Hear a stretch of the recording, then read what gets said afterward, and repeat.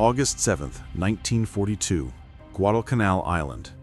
The Marines didn't know they were stepping into the deadliest invisible war in Pacific history. What they also didn't know, 30 days later, they would transform from hunted to hunters, rewriting how modern warfare defeats an enemy doctrine that had seemed unbeatable. This is the story of how American adaptation outran Japanese precision, how a helmet on a stick changed everything, and how one obscure counter-sniper unit killed 750 enemy soldiers in 4 days by understanding something Japanese commanders refused to accept. The rules had changed. By August 21, Japanese soldiers were falling before Marines even spotted them. Invisible killers, patient, disciplined, professional. The 1st Marine Division had never trained for this. No field manual covered it. No boot camp prepared them, and they were dying to learn. Then something shifted. The Marines stopped panicking. They started predicting. They studied how Japanese snipers thought, learned their patterns, exploited their psychology. Within 90 days, Marine Corps leadership had systematized counter-tactics that Japanese military doctrine, perfected since 1941, could not answer. By September 29, 1942, the first formal Marine Scout Sniper Unit was authorized. By October 9th, the Japanese 4th Infantry Regiment was combat ineffective. Not through superior marksmanship, through superior adaptation. This isn't a story about technology or numbers. It's about what happens when one military learns faster than another dies. It's about 1,000 Marines defending a ridge against 2,500 enemies and winning 7-1. About a sniper unit eliminating 750 men in 4 days. About understanding that in modern warfare, the side that changes doctrine survives, and the side that doesn't learns too late. The jungle of Guadalcanal became a classroom. Graduation meant you lived. Failure meant you became a statistic. The Marines graduated. Japan never adjusted the curriculum. Japanese commanders believed they faced a weakened American force. After the naval battle of Savo Island on August 9, 1942, where Japanese destroyers sank 4 Allied cruisers, Tokyo's military analysis concluded the Americans had withdrawn their main strength. Japanese intelligence reports documented this underestimation explicitly. Countermeasures taken by the Japanese against the American landing lacked thoroughness owing to an underestimation of American fighting strength. 3 days later, August 21, 1942, this miscalculation became fatal. At the Matanikau River, Japanese commanders committed 917 experienced soldiers against Marine positions. They believed they faced a demoralized withdrawing force. Instead, they encountered 789 of their own men killed in coordinated defensive positions they didn't anticipate. The shock rippled through Japanese command. This wasn't how Americans were supposed to fight. Frontal assault should break defensive lines. Superior numbers should overwhelm resistance. Instead, Marines using artillery, well-positioned rifle fire, and coordinated tactics had annihilated a professional force. General Kiyotake Kawaguchi, commanding Japan's 35th Infantry Brigade, approximately 3,450 men, recognized what Tokyo's analysis had missed. American tactical doctrine had evolved. The Americans were not weakened. They were organized, positioned, and ready. Japanese sniper operations, previously a minor specialty, suddenly became critical. If mass assaults failed, individual precision might succeed where formations could not. Within weeks, sniper operations intensified. Japanese marksmen positioned in coconut palms and ground positions began methodical work. The psychological effect was immediate. Marines, accustomed to frontal warfare, encountered an enemy they couldn't see. Invisible bullets, patient killers, no apparent weakness. Japanese command believed they had found the answer to American firepower: the sniper. Professional marksmen, trained to patience, capable of disrupting large formations through psychological pressure. By September 1942, sniper operations had become central to Japanese tactical doctrine on Guadalcanal. They didn't realize they had just triggered the Americans' greatest innovation. Japanese snipers weren't randomly positioned soldiers. They were specialists, selected through rigorous evaluation. Candidates weren't chosen simply for accuracy. Imperial Army doctrine emphasized something rarer: the ability to disappear. Recruits with exceptional eyesight faced months of training focused not on hitting targets, but on never being seen.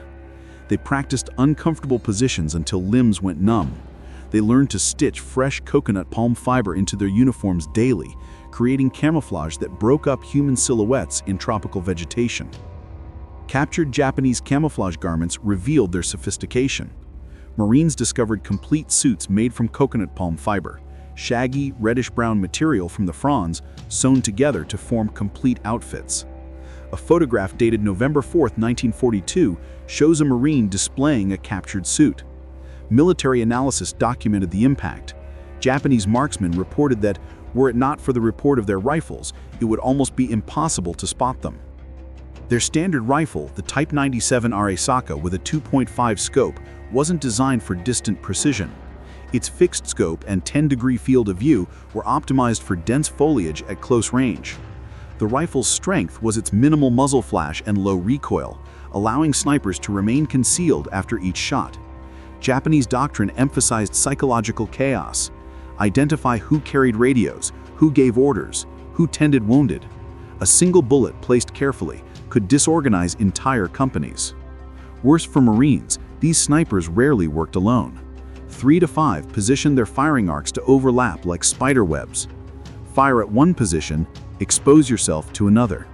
Japanese tactical doctrine understood this. Multiple killers working silently, rarely revealing themselves, controlling the psychological atmosphere of combat. By late August 1942, Japanese sniper operations were inflicting casualties disproportionate to their numbers.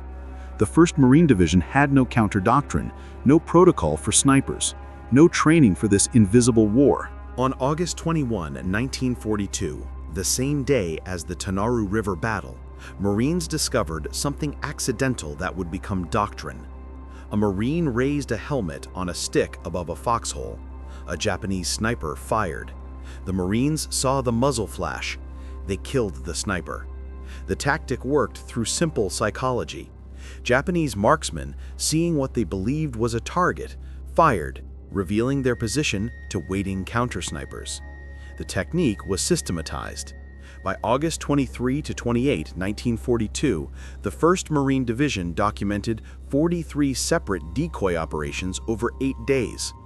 The pattern was ruthlessly efficient.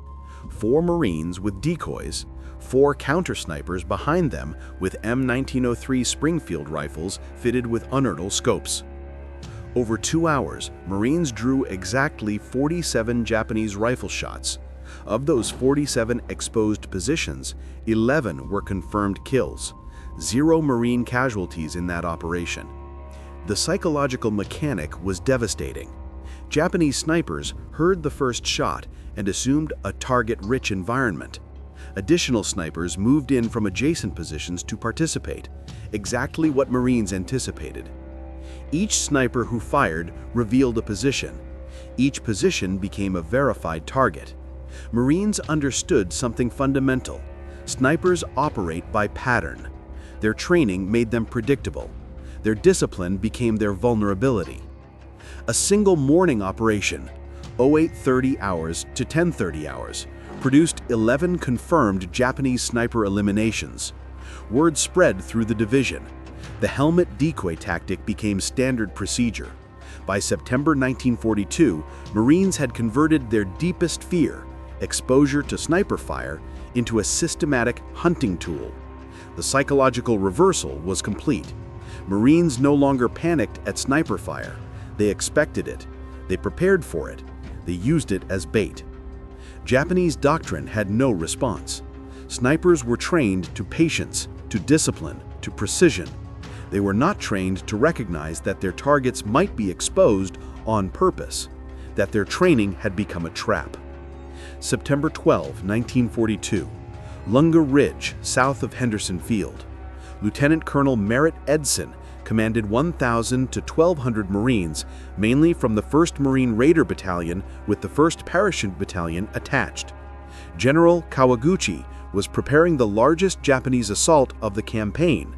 2,000 to 2,500 troops from multiple battalions, Tamura, Kukusho, Oka Force, Kuma, and Watanabe, aimed at recapturing Henderson Field. The battle unfolded across 3 consecutive nights of Japanese assaults. Marines held a 1,000-yard coral ridge. Hill 123, 123 feet of elevation, became the dominant feature and the bloodiest sector. Japanese night attacks following doctrine of mass assault and shock crashed against carefully positioned Marine defensive lines supported by 11th Marine Regiment artillery, 105mm and 75mm howitzers. Over 2 hours, Marines drew exactly 47 Japanese rifle shots. Of those 47 exposed positions, 11 were confirmed kills. 0 Marine casualties in that operation. The casualty ratio was 7-to-1 in favor of Marines. General Kawaguchi was recalled to Rabaul.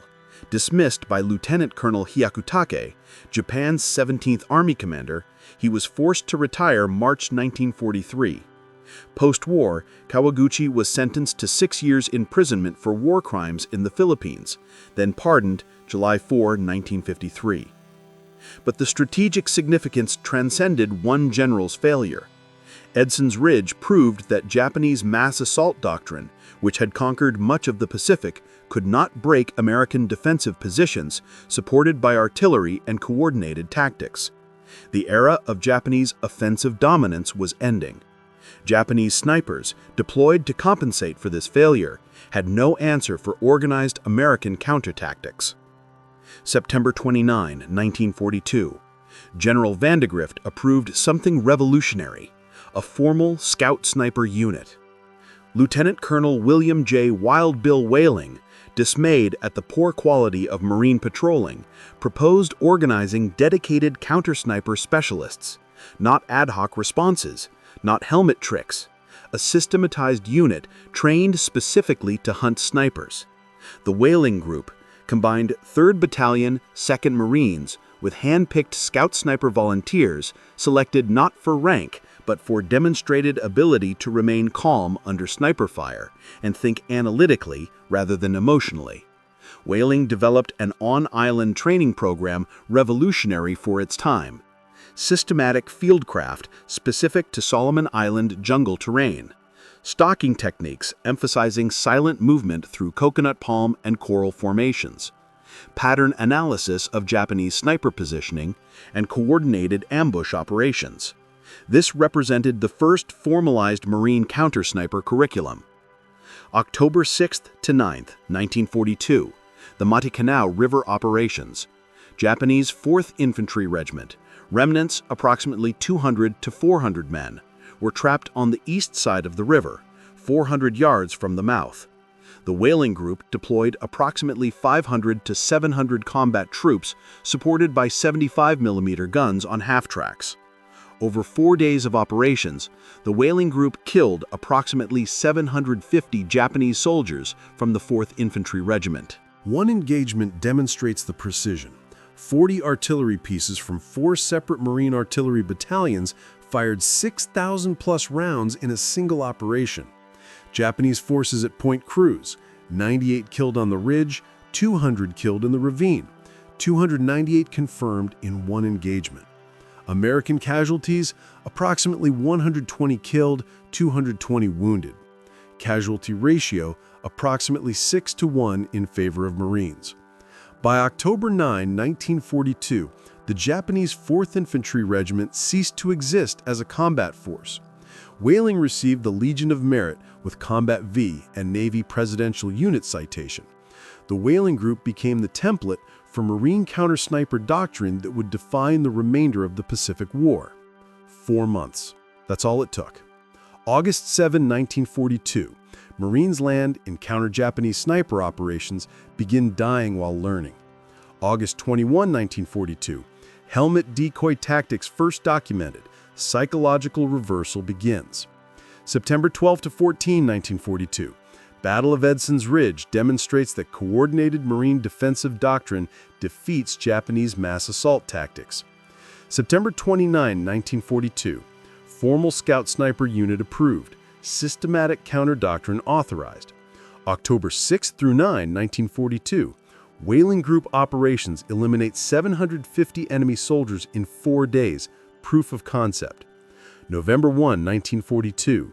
Casualty data compilation standardizes counter-sniper procedures into official doctrine. Japanese sniper doctrine remained unchanged from 1941 through the final day of the campaign. Selection criteria never evolved. Training methods never adapted. Tactical employment remained constant. Position, weight, fire, shift. When American counter-tactics found them, Japanese doctrine offered no response. Snipers were trained for a battlefield that no longer existed. Americans, by contrast, fundamentally rewired how they perceived and countered threats. They didn't inherit doctrine, they created it through observation, experimentation, and systematic refinement. By November 1942, the psychological and tactical tables had completely reversed. Marines entered combat expecting Japanese sniper operations. They anticipated where snipers would position themselves. They understood sniper psychology deeply enough to use it as a weapon. The transformation from victim to hunter took 120 days. The mathematical proof is stark. Marines killed 7 Japanese snipers for every American loss to sniper fire across the 6-month campaign. Japanese losses to American counter-sniper tactics exceeded 3,000 by February 1943. American losses to Japanese snipers less than 500. Speed of adaptation determined survival. The side that changed doctrine won.